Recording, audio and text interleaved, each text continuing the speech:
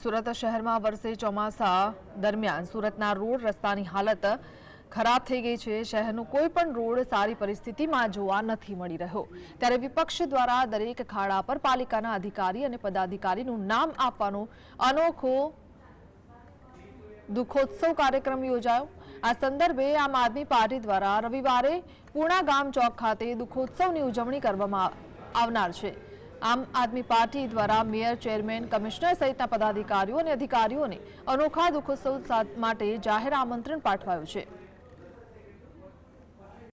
આ બાબતે વિપક્ષ તરીકે અમે વારંવાર રજૂઆતો કરી છે। રજૂઆતોના અંતે 1 થી 2 ખાડા ભરાય, બાકીના જે ખાડાઓની જે હાલત હોય એની એ જ હાલત હોય છે।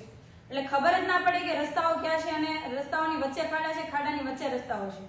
આવી પરિસ્થિતિ છે। લોકો પણ આ રસ્તાઓ પર ત્રાહિમામ પોકારી ચૂક્યા છે।